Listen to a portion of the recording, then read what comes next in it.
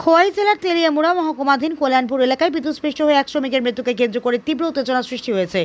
সোমবার বিদ্যুৎ লাইনে কাজ করার সময় বিদ্যুৎস্পৃষ্ট হয়ে মৃত্যু হয় শ্রমিক বিধু কপালি। এই ঘটনায় বিক্ষুব্ধ হয়ে ওঠেন স্থানীয় বাসিন্দারা। তাদের অভিযোগ, যথাযথ নিরাপত্তা ব্যবস্থা নিশ্চিত না করায় এই মর্মান্তিক দুর্ঘটনা ঘটেছে। দায়ীদের বিরুদ্ধে কঠোর ব্যবস্থা গ্রহণ এবং ঘটনার পূর্ণাঙ্গ তদন্তের দাবিতে এলাকায় বিক্ষোভের পরিবেশ তৈরি হয়। পরিস্থিতি উত্তপ্ত হয়ে উঠলে জনরোষের আশঙ্কায় বিদ্যুৎ দপ্তরের স্থানীয় অফিসে তালা ছড়িয়ে দেওয়া হয়েছে বলে জানা গিয়েছে। বর্তমানে এলাকায় পুলিশ ও প্রশাসন পরিস্থিতির উপর নজরদারি চালাচ্ছে। শ্রমিকের মৃত্যুর প্রকৃত কারণ, নিরাপত্তা বিধি যথাযথভাবে মানা হয়েছিল কিনা এবং কারো গাফিলতি ছিল কিনা তা তদন্তের মাধ্যমে খতিয়ে দেখার দাবি জোরালো হয়েছে। তেলিয়ামুড়া প্রতিনিধি রিপোর্ট, প্রতিদিন ত্রিপুরা।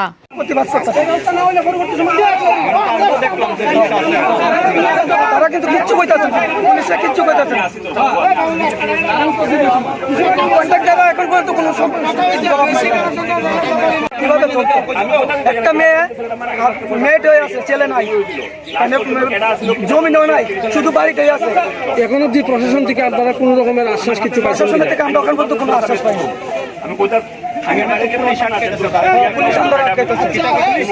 পুলিশ কইতেছে আমরা কিছু দেখতেছে না। আমরা চাইতেছি যে কিভাবে দেখবেন, সঠিকভাবে কোন একটা প্রমাণ দেন, আপনারা যে দেখবেন তাও তারা দিচ্ছে।